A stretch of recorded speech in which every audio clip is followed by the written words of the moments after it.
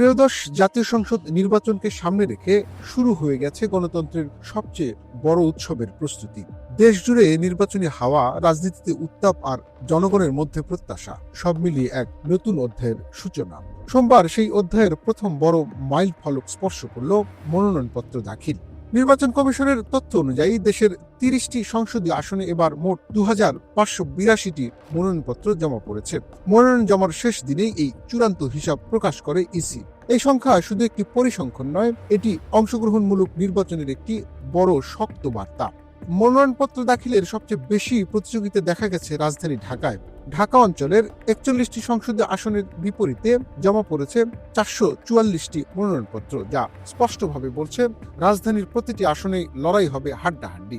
ঢাকার পরেই রয়েছে কুমিল্লা, ময়মনসিংহ ও রংপুর অঞ্চল, যেখানে প্রার্থীর সংখ্যা উল্লেখযোগ্যভাবে বেশি। ঢাকার বাইরে সারা দেশেই সমানভাবে সক্রিয় নির্বাচনী পরিবেশ। কুমিল্লা অঞ্চলে 35 আসনে জমা পড়েছে 365 মনোনয়ন, ময়মনসিংহে 38 আসনে 311টি, রংপুরে 33 আসনে 278টি, খুলনায় 36 আসনে 276টি মনোনয়নপত্র। এমন ব্যাপক অংশগ্রহণ প্রমাণ করে নির্বাচনের প্রতি মানুষের আগ্রহ এখনো প্রবল।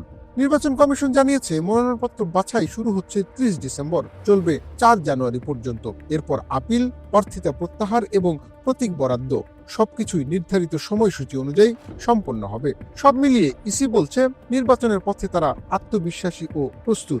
আগামী 12 ফেব্রুয়ারি সেই দিনটি অপেক্ষা করছে গোটা দেশের জন্য। 2582 জন মানুষের এই অংশগ্রহণ একটাই বার্তা দেয়, ভোটের মাঠ ফাঁকা নয়, গণতন্ত্র এখনো সচল। এখন দেখার বিষয় এই উৎসব কতটা শান্তিপূর্ণ, অংশগ্রহণমূলক ও বিশ্বাসযোগ্য হয়। ত্রয়োদশ জাতীয় সংসদ নির্বাচন বাংলাদেশের গণতন্ত্রের আরেকটি গুরুত্বপূর্ণ পরীক্ষা।